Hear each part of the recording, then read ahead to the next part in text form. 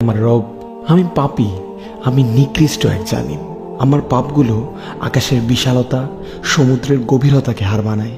কিন্তু আমার এত এত নাফরমানির পরও আপনি যে আমায় এখনো অসংখ্য অগণিত নিয়ামত দিয়ে যাচ্ছেন, এ সকল নিয়ামতের হিসেব আমি আপনাকে কিভাবে দিব রব? জানি না আমার মৃত্যু কখন চলে আসে, কিন্তু মালিক, আপনার দয়া ও ভালোবাসা ছাড়া আমি মৃত্যুর জন্য কখনোই প্রস্তুত হতে পারবো না। আমি এই ভেবেই শিহরিত হয়ে যাই যে মৃত্যুর সময় যদি আপনি আমায় আপনার ভালোবাসা আর দয়া না দেন, তাহলে তো আমি ধ্বংস হয়ে যাব, যে ধ্বংসের চেয়ে আর কোনো বড় ধ্বংস হতে পারে না। মৃত্যু যন্ত্রণা, কবরের আজাব, জাহান্নামের আজাব, এগুলো সহ্য করার ক্ষমতা তো আমি রাখি না রব। ইয়া আল্লাহ, আমি আপনার ঘৃণার পাত্র হতে চাই না। আমার এই পাপের সমুদ্র থেকে আপনি যদি আমায় পবিত্র না করেন, তাহলে আমি কার কাছে যাব? আমার তো আপনি ছাড়া আর কোনো ইলা নেই। আপনিই আমার প্রথম ও শেষ ভরসা। আমি তো আপনাকে না দেখেই আপনার প্রতি ঈমান এনেছি।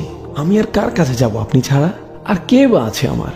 হে আমার রব, আমি তো কেবল আপনার দরবারে ভালোভাবে চাইতেও না পারা এক অযোগ্য ভিক্ষুক। ফিরিয়ে দিয়েন না মালিক, ক্ষমা করে দিন। আপনি তো গফফার, রহমান, রহিম। ক্ষমা করে দিলে আপনার তো কারো কাছে জবাবদিহিও করতে হয় না। আপনি অমুখাপেক্ষী। আপনি জান্নাতীদের সাথে কথা বলবেন, তাদের সাথে দেখা দিবেন। আমিও আপনাকে দেখতে চাই রব। আমি আপনাকে হারাতে চাই না। আমার রসুল সাল্লাল্লাহু আলাইহি ওয়াসাল্লামকে দেখতে চাই। আমি তাকেও হারাতে চাই না। আমি সব হারিয়েছি, তবে আপনাকে হারানোর বেদনা আমি সহ্য করতে পারবো না। আপনার কাছে আমি আমার সকল গুনাহ স্বীকার করছি। আমায় ক্ষমা করুন রব।